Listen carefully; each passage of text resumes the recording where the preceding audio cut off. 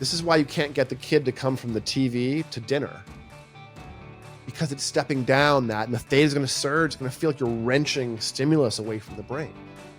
So you teach a teenager or a 45-year-old that is happening. This is why you're frustrated. You don't want to get up and do your work because you're high stimulus and you have to go to a lower activation state and then decide, it's hard. I'm excited to share my conversation with today's guest, Dr. Andrew Hill. Introduced to me by AJ Wilder, our guest on episode 24, who's explored the benefits of Dr. Hill's work as an aerobatic pilot. Dr. Andrew Hill is a cognitive neuroscientist, peak performance coach, and founder of Peak Brain Institute, where brain mapping and neurofeedback replace guesswork with data. His own early struggles with attention and anxiety sparked a lifelong curiosity. What happens when we can actually see what the brain's doing and train it to do better? Dr. Hill walks us through how this approach reshapes everything from focus and sleep to stress and mood. We also dive into the limits of diagnostic labels, the science of plasticity, and how everyday tools like real-time feedback and habit shifts can unlock meaningful change. This is a conversation about science, awareness, and adaptation to take greater control of your mind's potential. Let's start the show. Dr. Hill, thank you so much for coming on. I'm excited to talk. Hey, thanks for having me. Nice to be here. So there's a lot of different directions I want to go here, but you run Peak Brain, and that's going to be the anchor behind where we're going. And for the benefit of the audience, you have a PhD in cognitive neuroscience. So I want to go in a lot of different directions because I think there's an undercurrent in your field of study as it relates to many, if not all, the high performers that have come on to scales of success. And what I'm most interested in sort of breaking down, which is the science of recreating resilience. Mm-hmm. In your work, I want to start with one specific thing, which you had highlighted, why we should all get QEEG brain mapping as it relates to agency. So I want to just start at, how do you define agency? So when it comes to the brain, there's lots of things that are hard to see. If you break your arm, it's pretty obvious. But if you have a cramped up threat sensitivity or something, it's hard to spot from the outside. And because of that, we tend to carry this idea that psychiatric or suffering or other cognitive things are happening to us. We have diagnostic labels, we have disease processes, and a lot of things in the brain are not actually disease process. They are phenotypes or dysregulations, variants on human versions, or a normal resource that's stuck in a certain mode. And that's a very different mindset than I have a giant, set of labels that in this scary thing happening to me. So a lot of what I do is help people look at the actual brain, and instead of worrying about the diagnostic label or what the assumptions are about what's happening, let's just look at brain function and performance in attention and other things like that. And so it's sort of like looking at your lipid panel and going, ooh, I better back off in the Ben and Jerry's. Like you see your triglycerides off the chart, you're going to, lay off the sugar if you're smart. And the data gave you agency, gave you the ability to take control, gave you perspective, actionable insight. Change is happening, shift happens all the time. And if you know what you're working with, then you know why it could be important to do something. So if I show you that your alpha waves are all spreading out in speed and say, this often means difficulty with word finding and tip of the tongue and verbal fluency and internal speed of thought.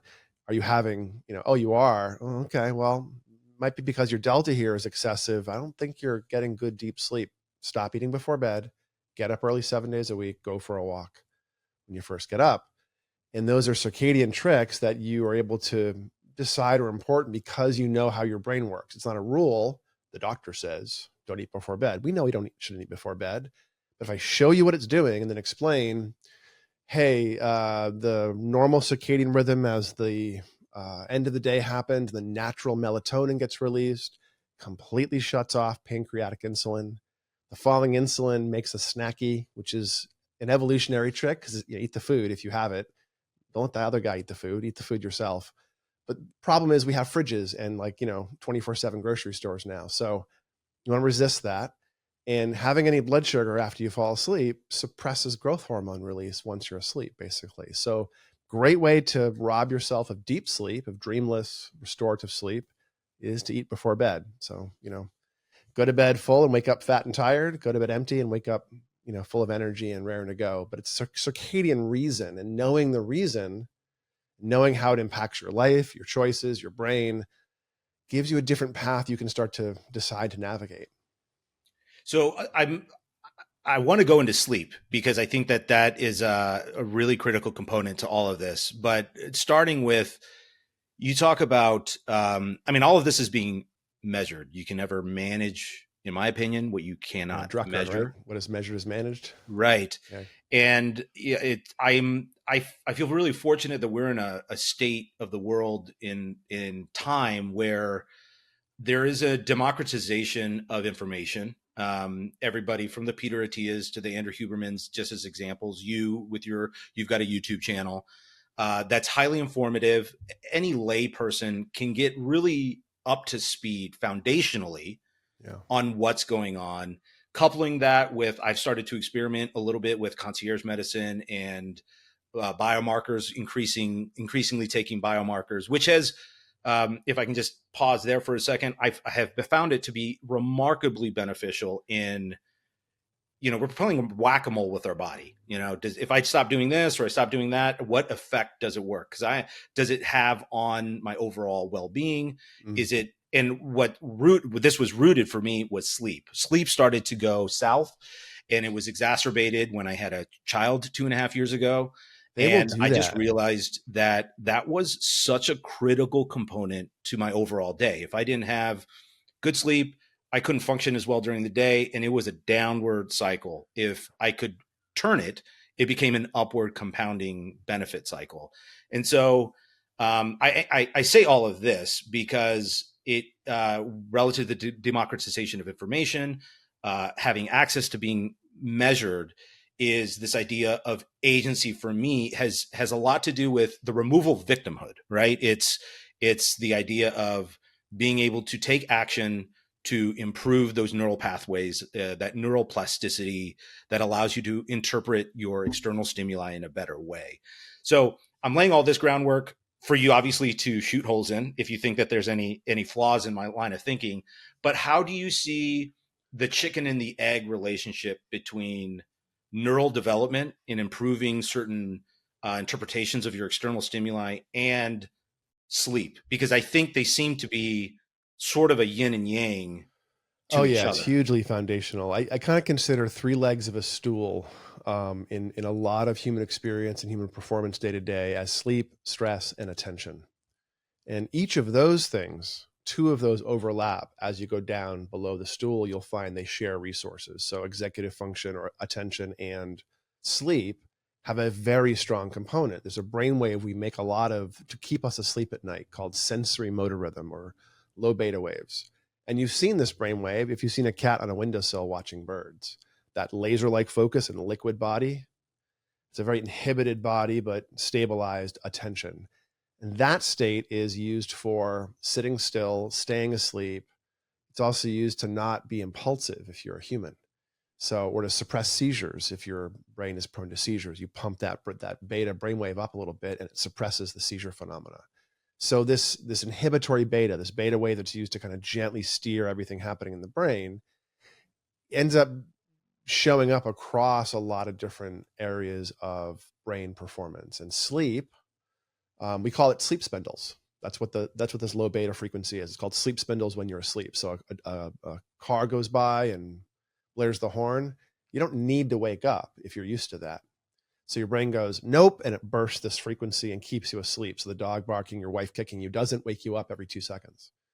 And we use this thing to inhibit waking up, to inhibit getting distracted, to inhibit being fidgety. And beta waves, we kind of pump the gas on a system and it stabilizes, it stills, and it focuses. That is hard to maintain if you don't have good sleep.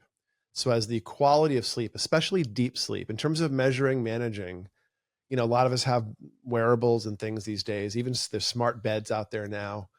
The measurement of sleep is a little bit fraught with guesswork in the devices. It's kind of like a lipid panel again, where a lot of the estimates up until the past 10 years were estimates, were algorithms about how this works. Here's the total panel. Everything else is, an estimate off of one fraction. It's kind of how sleep tracking works as well, where they can get movement and total sleep. And then deep sleep is a pretty reliable thing to get off those infrared wearables with the green light and things. So you can get deep sleep, and what you can't get is REM off those devices. And it's magical, unicorn numbers pulled out of thin air as far as I can tell. Also, here's the thing. REM is not really amenable to lifestyle change. It's kind of like blood pH. You can't really muck with it. It holds itself stable. And if you get thrown off too much, all hell breaks loose and you die. It's that specific. So if REM is off, by the time REM has gotten dysregulated, you've been hallucinating for a few months, you're really distorted. Like, you got a lot bigger problems than, do I have enough REM?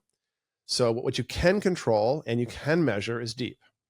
Slow wave sleep, deep sleep, restorative sleep, the release of growth hormone, learning, memory, repair, all that deep dreamless state.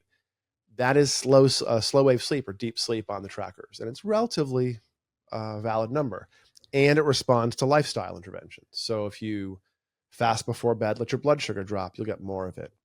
If you work out between 3 and 7 p.m. and burn off the cortisol, when the cortisol is nice and low already, so you feel it burns off and moves, heart's really big and powerful in that afternoon time, so you move a lot of resources, you get a good workout, you feel nice afterwards, gently depleted. That's the post-cortisol burn-off state. It's great for sleep. It's good for circadian support. So the agency thing is, you learn how the sleep works, you start dialing in sleep phenomena, and your sleep tracker will show you that you're getting more deep as a function of the total hours. And then as you get really, really good at it, you'll find that you can screw around with your sleep and your brain still prioritizes those 2 hours of deep in the first half of the night. If you get 4 hours or 5 hours, you get the 2. And if you get 7 hours, you get the 2. And the brain, is healthy enough to insist on that amount of deep sleep for rest and repair. So that's a measurable thing, but you don't have to invest, hundreds in a wearable or thousands in a smart bed. There's good research showing that after a couple of weeks of tracking the quality of your sleep every morning, how do I feel? How much did I sleep? What was the quality? After a couple of weeks of that, humans are as accurate as sleep labs, but more accurate than wearables. The pinnacle of a wearable is called an actigraphy. It's a watch. It's very, very sensitive to movement, and it's more sensitive than the wearables we have in the consumer space. But they load you up in a sleep lab with EEG and actigraphy. And the actigraphy is generally better at staging the sleep than the EEG is, actually. So it's the gold standard, is that movement. And humans are as good or better than actigraphy, it looks like. So you don't need a device, but you do need to get in the habit of measuring, evaluating, seeing what has affected it the day before. And then you can play around with stuff and you'll feel more rested. So 2 questions. One is, what percentage of your overall sleep is the sweet spot for deep sleep? And then the second is, there's 100 variables that contribute to quality sleep, but what do you think are among the larger ones we can focus on during the waking hours? Yeah. So in terms of amount of deep, it depends a little bit on age. So if you are younger, you're going to need both a lot more hours and a lot greater percentages deep. So if you're like a 9-year-old, 10-year-old, 12-year-old, you should probably be getting 9 or 10 hours of sleep a night, and like 3 hours of deep, more, 3.5, a lot more, if, ideally. And you'll go through spurts too. Little kids, as they go through huge growth spurts, have these like unusual shifts in the sleeping pattern, which is normal. But for someone who's finished most of their development, who gets in, a nominal 8 hours, probably more like 7.5 a night, like most of us, getting those 2 hours of deep, as for an adult who's post-development, post 25 years old, 2 hours of deep should be the target, regardless of how much sleep you get, because there's a lot of normal variability. You might be a 6-hour sleep, a night person, and that's normal for you. You might be an 8-hour only, and that's normal for you. Both those people, when they feel good, are getting north of 2 hours probably. So is that, I'm roughing it here, but a third for a younger person, and then a for quarter an for an adult, developed, maybe a quarter to a third. Yeah, if your sleep's average. But people have a lot of different sleep styles, a lot of different sleep habits. So there's a lot we can get away with. Humans are pretty resilient. The important pieces about sleep are giving your brain circadian information when you're awake, so it knows what time it is. If your brain knows what time it is, it can put up with slightly iffy sleep habits, sleep hours, sleep schedules. But if it doesn't know what time it is, then the brain starts to move all of the body processes. It slides past the Earth's clock, and you end up with the circadian rhythm making you awake with cortisol in the middle of the night. You end up burning out, 11 a.m. because that's when your body thinks you should be sleeping. The human circadian rhythm is longer than the Earth's photo period, longer than the 24-hour cycle. So generally, you end up sliding slowly past the Earth unless you get these resets. And the brain's very good at picking up resets. The strongest one from the outside world, the strongest exogenous cue for sleep or for circadian is when you eat. When you eat, really eat in the time zone you want to live in is my number one hack for sleep. It's not when you sleep. It's not how you wind down. It's not about evening light, which has almost no impact as far as I can tell. It's when you eat is the number one thing to pay attention to. And it's also the number one thing that people tend to screw up. Like, it's really common to not do that one well. And so if you just pull back 2 hours for somebody who's insulin sensitive, or maybe 3 or 4 hours if you're a little bit insulin resistant, just have a fasting window. The literature shows in intermittent fasting, the version called ETRF, early time restricted feeding, where you put the fasting hour at the end of the day, has superior health benefit than regular TRF, regular intermittent fasting, where you're like 16-8.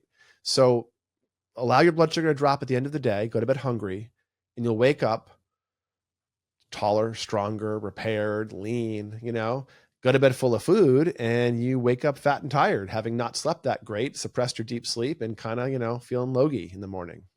So it's counterintuitive, but you can play with that first rule.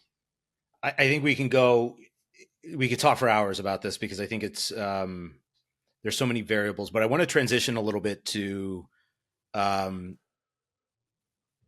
peak brain, what you're doing, how is this being measured? Yeah.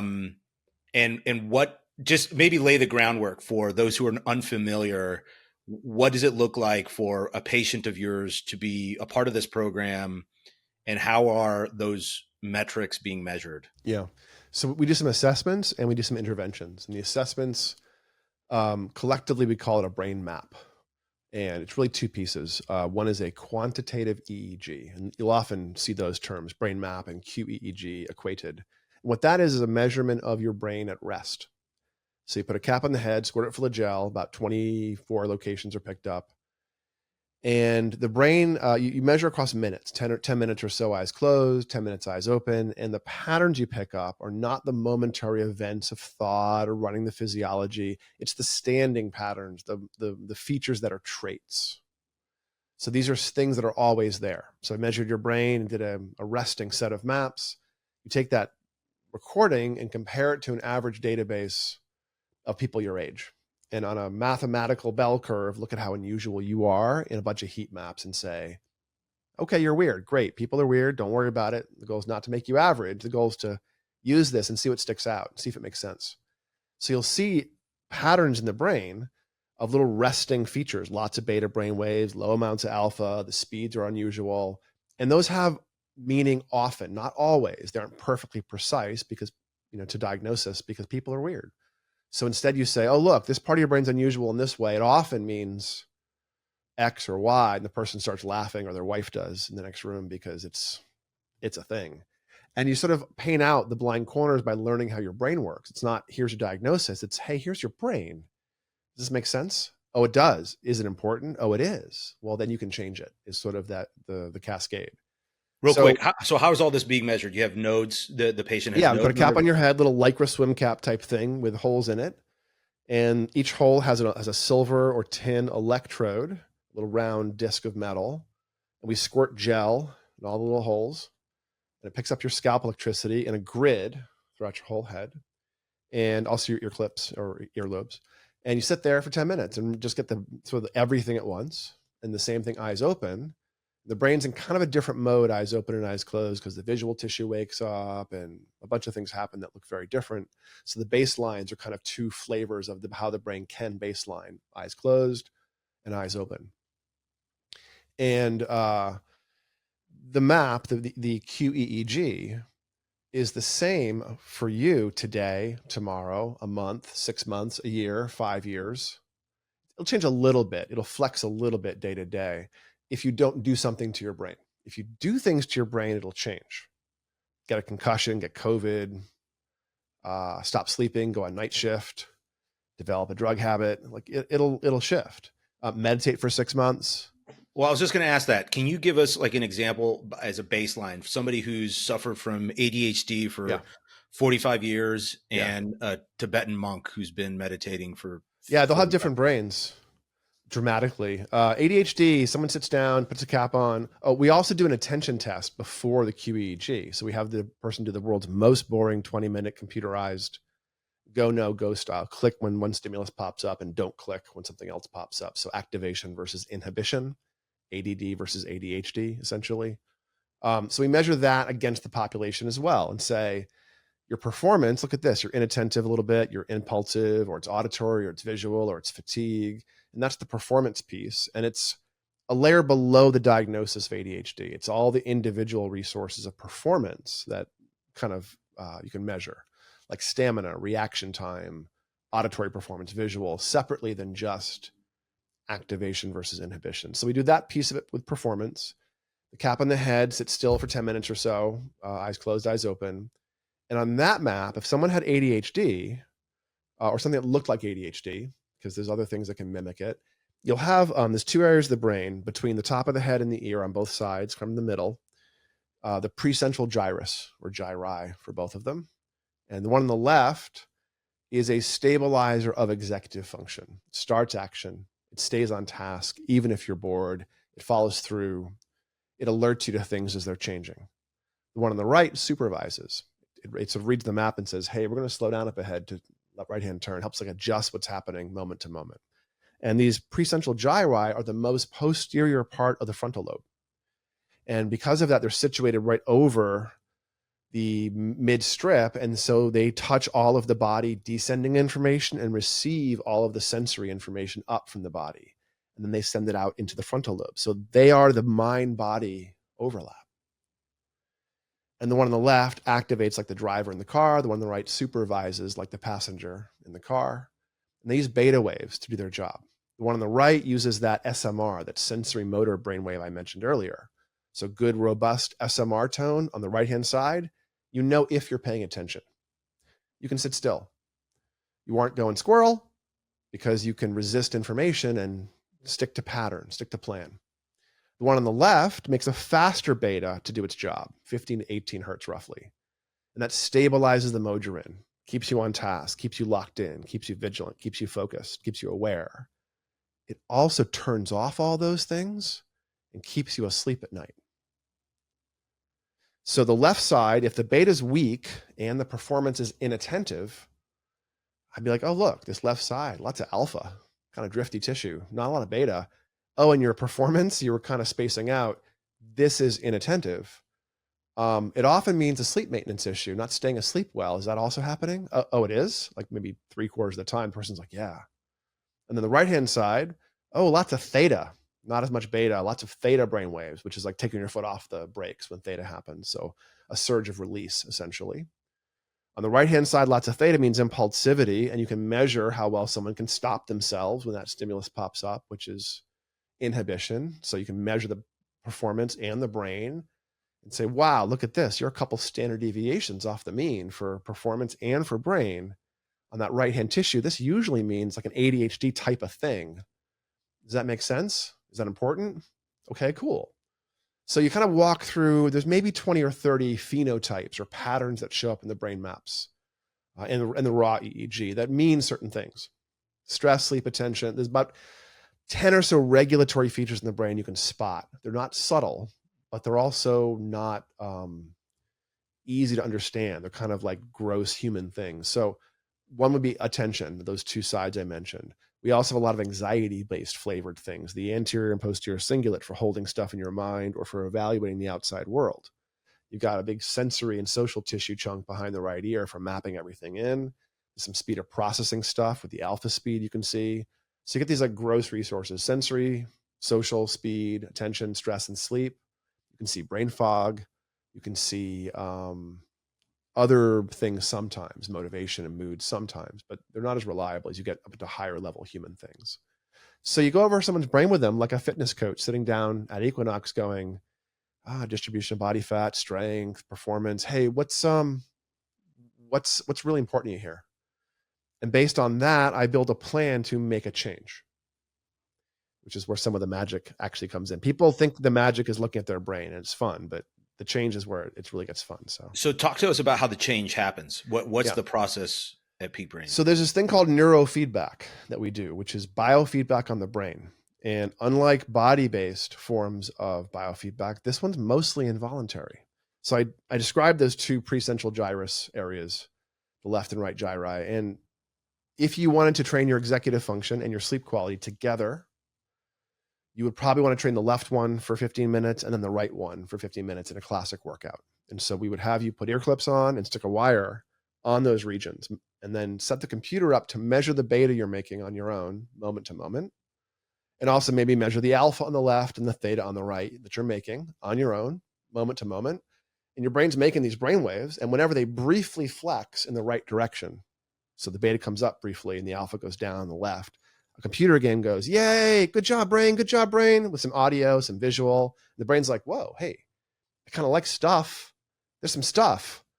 And then the brain moves in the wrong direction. A couple of seconds later, the beta goes back down. And the game slows down or stops. And the brain says, where's my stuff? I don't like no stuff. And then it happens to flex in the right direction and the applause continues. The brain starts to notice, hey, wait a minute, I'm making beta, stuff starts happening, and it starts making little bursts of beta waves. And the trick here is that we adjust and move the goalposts. So as it starts to move, we also move. So we keep a threshold adjusting. And so we're waiting essentially for the brain to always move in one direction. If it's really strong, we make it harder. If it's tired at the end of a session, it's fairly easy, but we're still catching the movement of those little beta waves, flexing briefly in that tissue. And I say the brain is doing this because it's mostly involuntary. You can't feel your brain waves. The brain has no sensory nerve endings. So 2-3 sessions in, typically, the brain is starting to react the very first session. But typically about 3 sessions in, the brain goes, oh, you wanted beta. Here's some beta. And you get 3 or 4 hours of like increased tone of that tissue. And you stand up and you're like, whoa, I might be more clear. Am I focused? I might be calm. Wait, is this real? This might not be real. I might be. You think it's that quick? Yeah, a few sessions in, and then it wears off, and you're like, wait a minute, was I really feeling something? I don't know. Hey guys, I might have felt something. Okay, try it again. The next day, you do it again, a little stronger, and you're like, well, wait a minute, no, I think I'm feeling something. I had a guy yesterday who trained for the first time. I think he's in Romania or Croatia or somewhere. He's been struggling such a hard time for years with strong anxiety. He's tried lots of stuff. He's a sophisticated consumer of health and medicine. And he happens to be an early responder. So we did a guided session yesterday with him. And he left a note in his private chat saying, okay, too soon to tell, but I might have felt something. We're like, yeah, great. And then this morning he made a note in his sleep survey saying, okay, yeah, that was different. I slept different.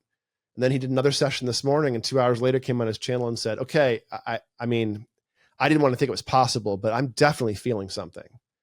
That's not the average person. Usually it's 3, 4, 5 sessions and you're like, hey, wait, okay, yeah, maybe.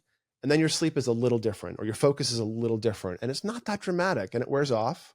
And so you sort of iterate, you try to stretch the different resources and go, okay, your goals might be met by bringing up those beta waves, making those resources stronger, executive function, sleep. Cool. Let's do a bunch of sessions, exercise in that tissue, watch how you feel over the next day. And after a few sessions, you start to notice after effects starting to build up and linger and then wear off. And you're like, oh, I had a really productive day. I'm gonna clean my house. I was a good listener. My wife, I was just listening. I wasn't solving. It was great. So you get these phenomena happening, or parents call me and say, about 3 weeks in, I asked my kid to take the trash out. I asked him one time. He got up and did it. What is going on? So like you see a shift in resources a few weeks in and you start to lean into them. The first time you get in shape when you haven't met in a long time, 3-4 weeks in, you're going for a walk and you're like, ooh, my butt's nice. My balance is nice. I feel pretty good. And that happens with your attention, your stress response, your speed of processing. So verbal fluency starts to get better and you feel it. So you're like, wait a minute. Hey, I like this brain training stuff. And that gives the client, really it's a personal training metaphor where you're sort of iterating and trying stuff, seeing how it lands, adjusting. And then we go back and map the brain again and measure the executive function again toward the end of a 2-month period, which is And like how many 25 sessions are going on in that 2-month period? 25 to 35. Okay. So 3 to 4 times a week for about half an hour. And that is right on the edge of where things start to stick, start to become more permanent. Usually it's more like 40, 50 sessions. You can trust that whatever you've gotten done is your new baseline because your brain is now practicing attention, stress. Even if you fall off the training? Yeah. Generally, most people get permanent, if you will, long-lasting changes for a long time after doing 3 or 4 months of neurofeedback, which is like 30 or 40 sessions. That's the classic amount. I mean, there's literature showing with ADHD kids, you follow up 6 months, 12 months, 5 years, and 10 years with stable effects. And in the seizure literature, all of the metadata studies stop at a year, and they show stable effects up to a year. And that's when they stop looking. So, I mean, it's a pretty robust effect. It's not permanent right away, though. So you have this opportunity to go, oh, I didn't like that, and let it wear off. Or it's not permanent right away. So you're still suffering with your stress, your anxiety, your OCD, your drinking while you're working through it. But because you're working through it and starting to feel different, it is this sort of self-perpetuating thing. You feel the effects of you putting the effort in. You're like, okay, no, I want to do this. Like teenagers, parents like, oh, my 14-year-old won't do this. 4 or 5 sessions and like, what is going on? He asked to do it. Yeah, it feels pretty good. It feels kind of calming. What is that attributable to? Is it just that the neural pathways have started to create, or there are newer neural pathways? There's new ones, and every cell has probably moved around. I mean, plasticity is fairly robust in brains just in general. We have a lot more than we think we do. Even if you're 70 years old, you're still making 600 or 700 new neurons a day. New neurons, not plasticity, not moving around existing ones. And existing neurons can move pretty much forever, make new processes, make new friends, make new connections. So if I sent you to a piano lesson, you don't play piano, in one single day, if trying to play piano for half an hour, the hand area on that motor strip would move all its little cells around trying to optimize. One day, one session. And neurofeedback, one session of neurofeedback creates a measurable plasticity effect over 24 hours. You have this enhanced plasticity. So if you add things like meditation and sleep hacking, and you're doing some psychotherapy with your therapist, and you're working out in the gym, the neurofeedback starts to lubricate all those things. So I get calls from physical therapists saying, what are you doing with my client? She walked in without a cane today. I've been working with her for 10 years. Who are you? Oh, okay, great. Glad her balance is better. Glad her brain injury is shifting. So you get these shifts in brain. Can we stop on that for a second? Sure. Because I am curious, how does this translate to physicality improvement? I mean, because we're talking more attention, emotion, focus, executive control. Stress, but how does that apply to somebody who might be partially paralyzed in a part of their body? Is there any correlation here? Partial paralysis is hard because you probably lost the tissue, and it's hard to rebuild things. But I have had clients, lots of clients with brain injuries who have some spasticity or a leg that won't relax, and you train the area, and after a couple of sessions, the hand relaxes, the leg stops trying to get up and move on its own. So you can get effects there, but generally once there's significant tissue damage, it's a lot harder to make change. So we have reliable changes in things like attention, anxiety. And that when I say anxiety, I mean PTSD, OCD, social anxiety, sensory anxiety, hypervigilance, rumination, all flavors are fairly tractable. And you can see them in the brain maps. And this is the answer to your question. The reason that it's kind of the same while we get body effects is because your brain is your body. Your attention is the way your body's operating. Like, think about how your bicep can flex. Your attention is doing something kind of like a resource management where it has abilities to move, and it can kind of like tire out, and it has certain regulatory ways it tends to operate in best. And you have, 20, 30, 40 of these cortical areas that have big jobs, big stable jobs. And if you learn how they work, you can start to stretch them and move them lots of ways, but neurofeedback's pretty quick. It seems like it would be involuntary how you start to stretch that, right? I mean, Yeah, your the brain training just starts process I to adapt. mentioned, the neurofeedback, is mostly involuntary shaping. Yeah. Yeah. Because what I find so fascinating about this too is that I read a study recently about the have you ever seen that magic trick where they put a mirror uh, against somebody's arm and then they put a Oh, plastic yeah. hand in front of you and then you Yeah. hit it with the hammer Right. and you And can the feel the person pain. jumps. Yeah. And so I'm really interested in how this impacts perception, because it seems to me that how we perceive the world is how we approach everything, Yep. right? And so two people can see the same environment and have entirely different reactions to it. And I'm going to places like PTSD, for example. Hmm. How does this work Sure. cooperate with how we perceive the world? And how, Yeah. let's say, is there an artistry here? Is there something, I don't want to say it's like lucid dreaming, but is there a way to say, I want to get better in this particular area Sure. and sort of focus on that? Yeah, and those areas are all over the place. They're in good, they're in suffering areas or goal or high performance areas. There's lots of things you can do. So let's break down those two of those examples you just gave. PTSD type phenomena. We've got a circuit in the back midline of the brain, the posterior cingulate, whose job it is to orient your attention to the outside world. Watch the road, heads up, careful. And if it learns the world is not safe, if there's tigers, you live in a jungle and there's tigers, you miss the tiger one time, and the brain's like, let's allocate some resources, because the cost of missing that twice, I'm not going to miss it twice. Let me allocate. And the problem is we get stuck in that mode. And then when the posterior cingulate's high in beta, often low in alpha, you'll get a lot of rumination, threat sensitivity, easily activated, panic attacks. So it can be PTSD. It might just be you ruminate and you're a worrier. Or maybe on a brain map, your posterior cingulate's super hot, but you're an actual lifeguard and it's trained. Or you're a mom with 17 kids and you're fine with all the chaos. It's just strong. I can't tell if it's good or bad.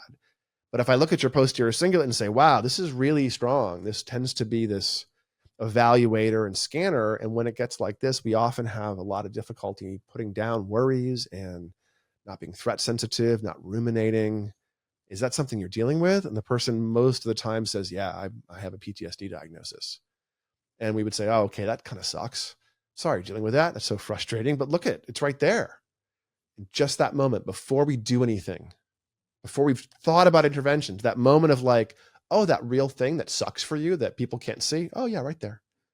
There's this incredible relief, because people suddenly, they're just as in pain. The suffering hasn't changed. But what's really hard to do is be as overwhelmed, as ashamed, as frustrated by it, because you're like, there's the thing. Okay. All right. And suddenly it's shifting. It's not happening to you. A doctor didn't give you a label. It's a process. Your posterior cingulate. Of course it's strong. You were in a car crash and the brain learned the world isn't especially predictable. Wow, that sucks. Okay. What would success feel like? Relaxing that? Is that no? Oh, that's in the way. So then you'd train that down. In 6 or 8 weeks, you'd pull the teeth of most of the classic acute PTSD. Or the other example, someone comes in and says, I'm shut down. I can't find my creative spark. I can't find my juice. I feel kind of wooden and dull and burnt out in my 50s. I don't have any joy. I love my wife, I think, but haven't felt it in a while. I do when I get home is drink alcohol and watch TV. I don't do anything like that I want to do. Where's my joy? And then you take people like that, and after working out sleep and stress and attention basics, then you do something called alpha-theta neurofeedback, which brings you to the moment of the edge of sleep before you fall asleep. That moment when you have the world's best idea, you solve world hunger, you plot your book, you've solved that problem, and then you fall asleep, so it's gone. But you hold you there for 20 minutes at a time. And so ideas start to bubble up and the monkey mind drops away, and awareness and insight and this powerful resilience starts to creep in. And that technique brings up creativity reliably. It takes the alcoholic who can't fall asleep without a drink, and it re-educates the GABA in the brain so the person can decide to fall asleep with no alcohol again. It gives you that deep, soothing, soft, nonlinear awareness. And it's a fairly, for some people, fairly spiritual and ecstatic state as well. Like a lot of deep insight. It's kind of a gentle way to release trauma for some people as well, some like developmental trauma. It's the core of Dave Asprey's 40 Years of Zen program. It's an alpha-theta. That's what he's doing mostly, is this alpha-theta plus a mindfulness kind of instruction around it. Alpha-theta is really powerful. It's been used for decades, since before the field of neurofeedback really existed. It's been used for alcohol recidivism and relapse. It's been used for creativity, for trauma. It's a really powerful set. So somebody who wanted to get into that end of things, you'd want to lean into that technique. When you say alpha theta, well, first of all, can you just define the waves and what they mean? Sure. So alpha theta is a category of neurofeedback named after two waves, alpha and theta. Alpha is a neutral. It's the car running in the driveway between the gears. And theta is a release. It's like turning the tissue off or letting it move into its automatic mode briefly. So things can happen. Like the moment you have a sudden memory, aha, that's a burst of theta, a little release. It opens a floodgate and the thing pops up into your mind. Oh yeah, there's that thing. That's a theta burst. But so is like squirrel, squirrel, squirrel. I can't sit still. And you don't want tonic high levels of it. You want to turn it on and turn it off. Open the floodgate, turn off the floodgate of information, of ideas. And alpha theta neurofeedback, you close your eyes, you sit back, and both the alpha waves in the visual tissue back here, which are measuring, they rise with the theta waves as you relax. And then there's that moment when you start to turn off your mind. You start to fall asleep a little bit. And at that stage, the relaxing alpha actually goes down. It goes down into like a low mode, and your mind gets clear again, and the theta takes off. And you're basically on the edge of a dissociative state, but still aware. And it's that hypnagogic access moment that you can get to when falling asleep, in prayer, and some aspects of meditation. It's that access consciousness that like you're receiving your mind instead of having your mind kind of experience. And it's really interesting for people to have that experience, and it can really be powerful.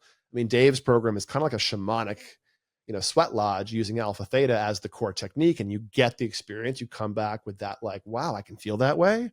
I can have emotions. Oh my God, I love my wife. So you have this like, progressive, but you can also take somebody and work through, months of it, and take the actor who's no longer funny because they're so stressed and burnt out, the person whose immune system is trashed because of infections, and bring up the T cells. You can do, people that are shut down creatively. The same technique, alpha theta, was used in a microsurgery. In 20, 30 years ago, robotic microsurgery was starting to show up. And it was still fairly complex back then, where like you had to like put your hands in gloves and do the surgery basically. One single session of neurofeedback in a group of, I think, 12 surgeons improved their microsurgery techniques. One session, for some reason. Probably wasn't a durable change, but you can measure things like this in the literature fairly quickly when you do the technique. And in terms of measuring change, I mentioned I do like a 2-month program initially. I usually do 2 rounds of that to get people through what they need. But the first one makes enough change for us to measure. So we go back and do another brain map and a performance test 25 to 35 sessions in toward the end of a 2-month period. And in things like ADHD, on the performance and on the brain, those areas I mentioned, we see about a standard deviation of change across people most of the time in 1-2 month chunk of time. And another one does it again. So if you get 2 standard deviations of change on a bell curve and you're super, super ADHD, guess what? You can hide it. You can sit quietly in class and listen. And you can still be the fastest guy on the pitch or the video game competition, because you still have the ability to turn on high theta and be super receptive. But you can also pump the brakes and be like, I should sit in history class and listen. Or my wife. Regulation. What's that? Regulation. It's it gives you control over those tissues. Exactly. So ADHD is not a disease process. It's a phenotype. You're stuck in that mode of high theta, maybe high alpha. And if you can literally learn, teach the brain to take more of a range and control, it's kind of like taking a circuit that's a bit cramped and isn't working properly and giving it a range of motion. Well, it seems like you're breaking the default network that we've either learned through conditioning or has been embedded in our own DNA. But there's a breaking of, in the conditioning world, you're talking about not having a drink before you go to bed because you've always had that. Yeah. There is a breaking of that. Sure, you're directly changing the brain. I mean, you're taking the traits that exist, the tendencies that exist, and you're tuning them. So you can tune them a lot more than you might expect. Yeah.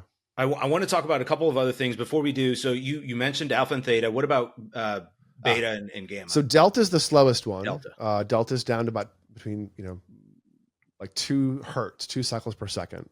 Delta is the heartbeat of the brain. Delta runs the background, keeps things moving, your heart and lungs, your immune system, your growth, your repair, your deep sleep. You don't think in delta, you live in delta. Is that the only brainwave you might see in somebody who's brain dead? Oh, good question. Comatose? You will see a lot of reduced beta waves and a lot of low amplitude brain waves in general, and you might see delta if the brain stem is still intact and pretty healthy and the cortex is somewhat intact. You might still see delta, big slow delta, yeah. But when someone's deeply asleep and in that deepest of sleeps, you're going to see delta being strongest right then, but you're also going to see other brainwaves still happening. So you're not only in delta, so to speak. In fact, delta is a really cool frequency. When you're deeply asleep, it surges hugely, and it's a 2 hertz wave. It's twice per second. And it literally creates a mechanical fluid wave in the brain, like an agitation cycle of a washing machine. And the CSF, the fluid all gets pushed around in a 2 hertz wave, and it pulls out all the toxins, metabolic byproducts, and drains them out into the spine, essentially, for flushing. But like a washing machine, you hear a little agitation cycle kick up. The brain does that during delta sleep. So you have these little surges at night, and then when you're awake, it hangs out in the background and keeps the body moving, the lungs moving, the heart, the immune system, etc., happening. So you'll see a little bit of it when you're awake. But if someone has a major concussion, if they have major apnea and they're not sleeping, if they've been exposed to mold or Lyme or had a lot of COVID, you'll see huge amounts of persistent delta, or concussion, tissue damage. You'll see a persistent blob of delta where the crush happened because the brain isn't sure what to do. So it defaults back into the background frequencies. Or if you shear the brain away from a surrounding part of brain, it runs super fast and really fast beta because there's nothing coming into it to slow it down. No inhibitory interneurons. So delta, slow, and then you have theta, 4 to 7, which is like taking your foot off the brake and letting things happen. You have alpha, between 8 and 12, and that's 2 things. 8 to 10 is slow alpha, which is like the idling, and 10 to 12 is the starting to ramp up before you kick it into gear. Then you have beta from 12 or 13 all the way up to 40, roughly. And that's where your mind lives mostly. The experiences, the thoughts, the sensations, focus, but also sleep is a beta phenomena largely. Mm-hmm. Like I was somebody saying, with a big monkey mind or heavy in ADD higher in the beta waves? They can be, but usually they're much, much higher in theta. They're disinhibited, okay. So things kind of bounce around and run really quickly, but the beta is normal or typical. Okay. Sometimes you'll see low amounts of beta and average amounts of theta. And that also produces impulsivity. So it's either high theta and average beta, or average theta and low amounts of beta. It's the ratio between them. The ratio of activation tone versus inhibition tone is how well you can control the tissue, essentially. Yeah. And that can get in the way. I mean, you can have an ADHD-like thing because you're super tired and you're impulsive because the beta is too weak to like pump the brakes. Or you can have it because your theta is just high all the time because you're built that way. That's called ADHD. But and then gamma waves? Gamma is above 38 all the way up to several hundred. And gamma is one of these things in the health and wellness world that you should be suspicious of. You should put gamma in the same category as the word quantum. If you hear it in a health context, chances are the person's full of it. And chances are they don't really understand what they're talking about at best. At best it's stupidity, at worst they're evil. Gamma is really hard to measure. In a prosumer, even a professional context, gamma is really, really tough. And we know that gamma is also an emergent property of organizing the brain at long distances instantly. Gamma does not seem to be like the generation, of one little bit of tissue. Instead, gamma emerges from the whole network to talk to other parts of the brain instantaneously, faster than the neural transmission could get there. And we know that the relationship of gamma, which is, let's call it 40 hertz, which is the gamma that we have some measurement of, and theta, 4 hertz, they nest. They ring together. 10 cycles of theta for 1 cycle of gamma. And when they're nested, we call that consciousness. If you give somebody anesthesia and they become unconscious, you break the time relationships of theta and gamma because you change the timing of the microtubules in the neurons. So then you lose consciousness. So you can measure the phase relationship of gamma and theta on the forehead in surgery and tell if someone's conscious or not. There's a device called the bispectral index that does this. It used to be all the rage for 20 years in this country. It's gotten a little bit out of favor, but it's a single forehead with a number on a screen. Anesthesiologist watches it and tells if you're conscious or not. Really, really reduce the amount of awake during surgery experiences. So what is the definition of consciousness in that regard? Awareness. Just basically. awareness. Momentary awareness. Yeah. A low C, a little C consciousness, not overarching identity or conscious. Yeah. Yeah.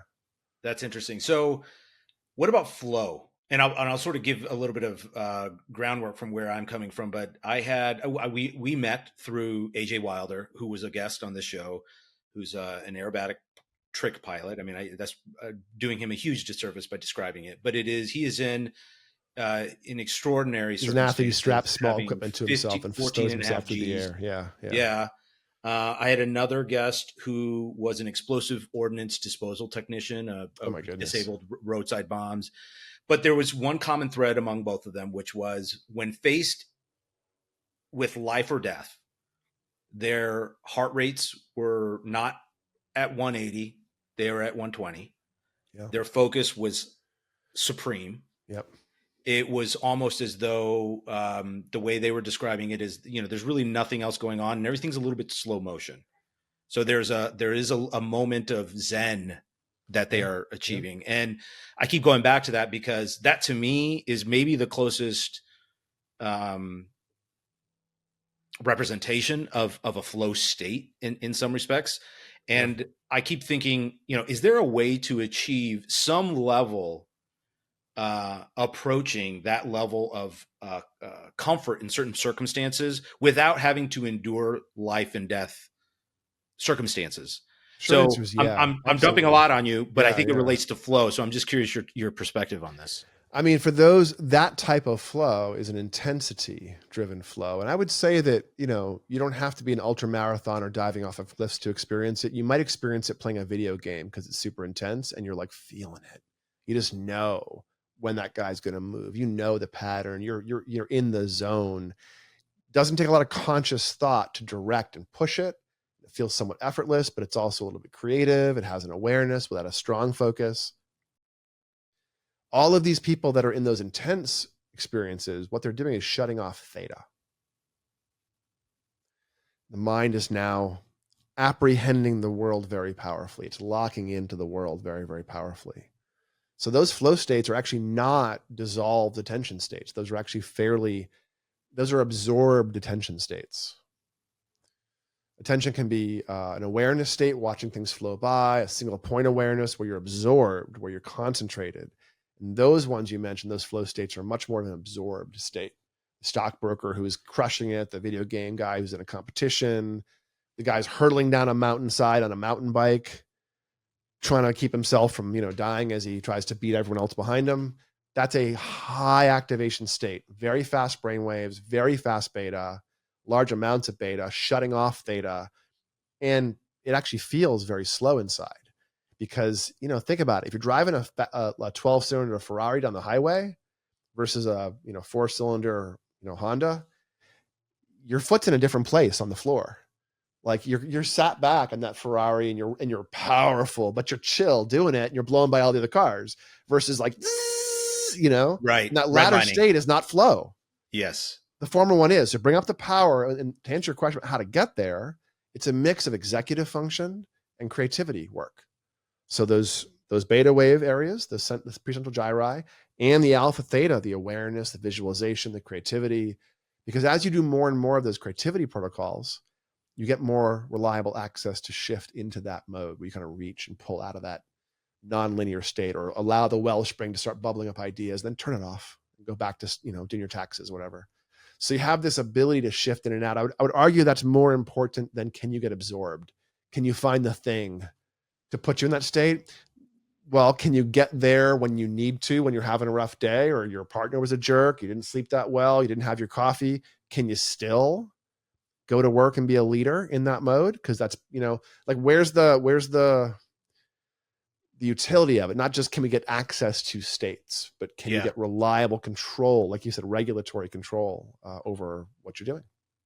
Well, and I'm curious if you have a take on this, but I'm glad that you mentioned this comparison between the Ferrari and the Honda to me, because a lot of this actually seems to contribute to willpower. And hear me out here for a second, which is that, in order to do certain actions, you mentioned a teenager who didn't want to take out the trash, who now is willing to do so because that to me is less resistance in taking an action. And when there's less resistance, you don't use as much willpower to achieve that outcome. Yeah, I think it was activation energy. What's that? I think it was activation energy in ADHD. ADHD is a high theta state, and the brain really, really wants stimulus. And when the stimulus is high, that brain is sort of operating in its sweet spot.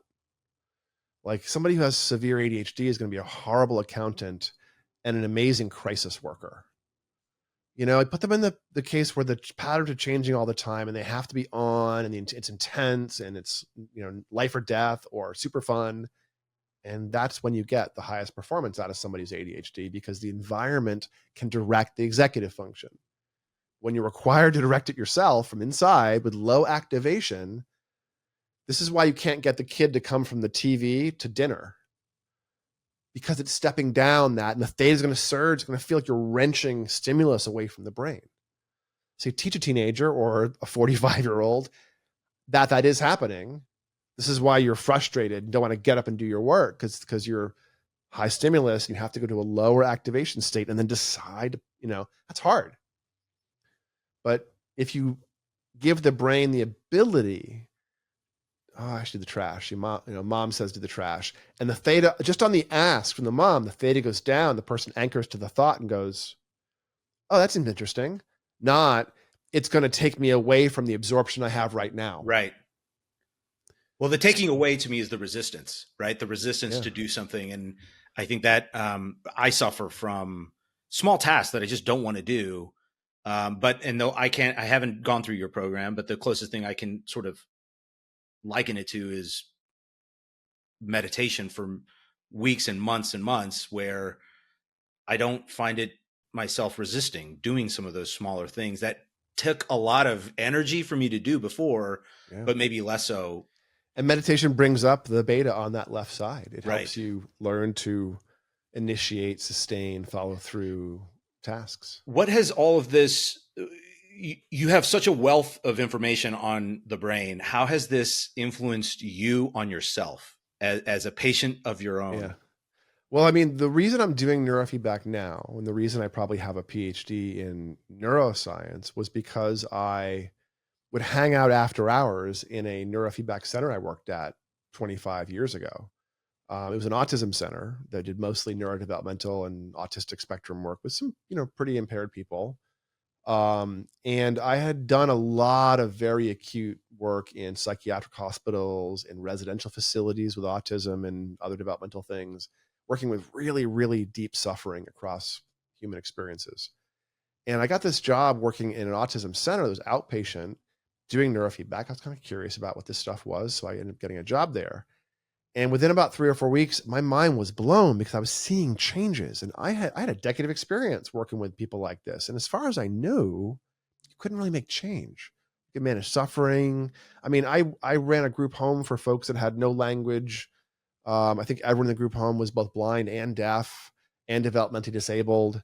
And I learned 4 different versions of tactile sign for that house. And I spent a year teaching a guy to use a fork.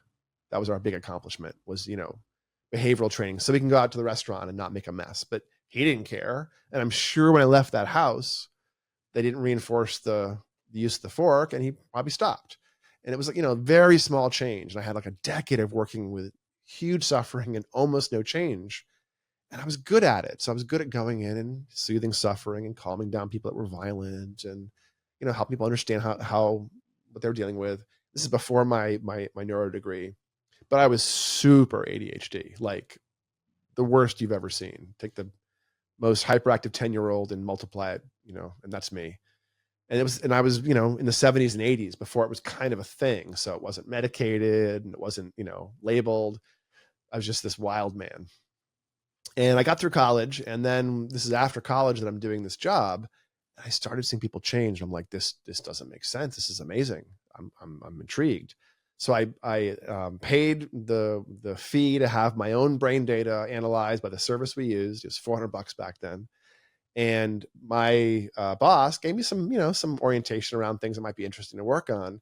And I would just hang out after hours and just do random things to my brain, which I don't recommend, by the way. It's good to have some bit more guidance than that. But I managed to do about 18 sessions in a row of ADHD types of things. And I remember like a month and a half after I started, I was like, whoa, okay, it's kind of quiet in my head and things are, wow, I slept great last night. And then from then on, essentially kind of built up to the point where I finally noticed it.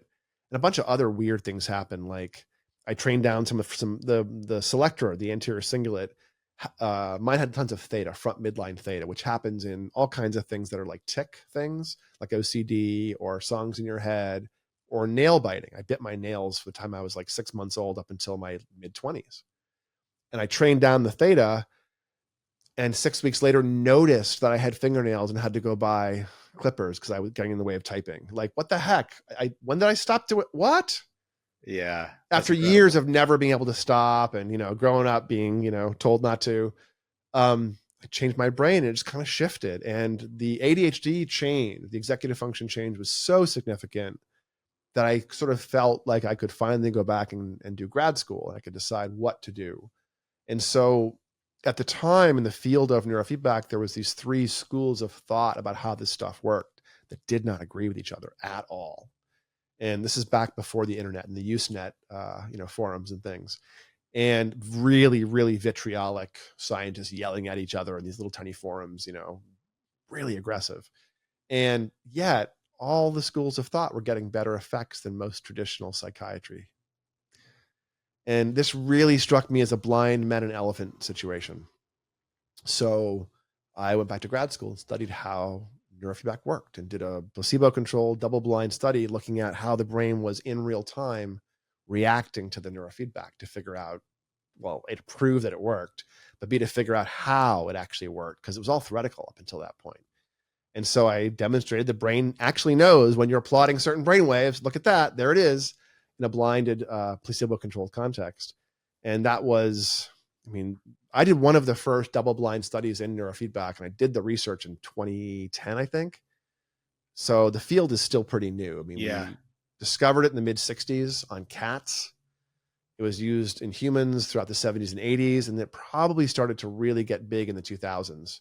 Like when I was applying to grad school in the 90s, I had to be careful using the word neurofeedback or biofeedback, or the eyes started to roll, Yeah. And nowadays, when I was at UCLA, I had this experience where in my first couple of years, I was that weird guy doing biofeedback. And then the next couple of years, all the senior scientists at UCLA's psychology department, like, hey, your research is pretty cool. Can you use my instrument when doing your research? That's how you learn, so like this really, really high end cognitive neuroscientists were like getting into my geekery, which is pretty awesome. And there's been a sea change. We know that it works a little bit now, even if it's somewhat, mysterious still to most people. What are some of the biggest changes you've seen in yourself? And I know we're coming up on time, so we'll bring this into a close. For myself, I had a huge change in executive function. I see changes in people, all the time. I do at least 20 brain map reviews every week with people, and at least half of those are brand new and half of them are repeats. And I reliably see, a couple of months in, reliably see huge changes in OCD, PTSD, ADHD, sleep issues, seizures, migraines, bedwetting, sensory, just so many things. So it ends up being more, for me, it's not about the change anymore. It's about the perspective. It's about, well, hey, sorry you're suffering, but it's just your brain. Don't worry about it. It's just in your head. It's also in your head. Like, you can figure it out. Right. The brain's not as mysterious as we think it is. That you can see your ADHD. You can see your anxiety in your brain maps. You can see your dysregulated sleep. It's jumping out. There it is. Okay. It's yours. What do you want to do with it? So that's the real soapbox is, don't just let the suffering happen to you. Figure out more deeply what's going on, because there's always things you can do.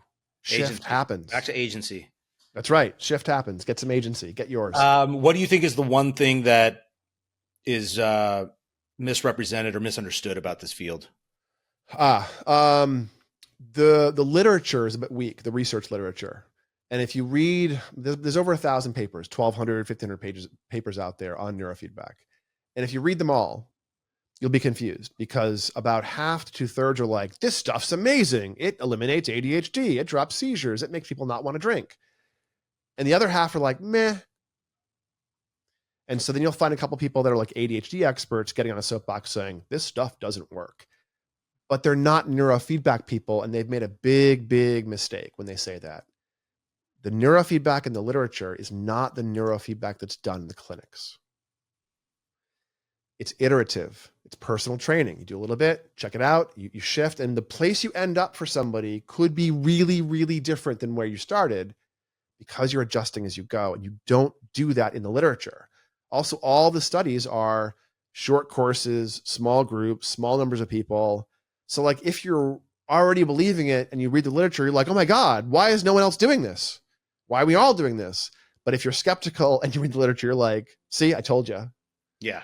So, yeah. But I'll tell you, give me 10 skeptics who completely don't believe that brain mapping is a thing and neurofeedback doesn't work. 10 skeptics, I will map their brains.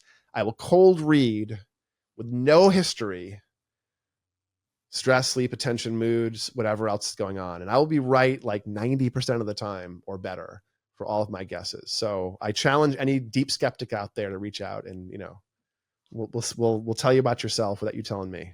Well, I could talk to you for hours. Hopefully, maybe someday we can have you back because this has been hyper illuminating. I love the work that you're doing. Any last thoughts or things you think I might've missed? No, I think we covered a lot of good stuff. Yeah.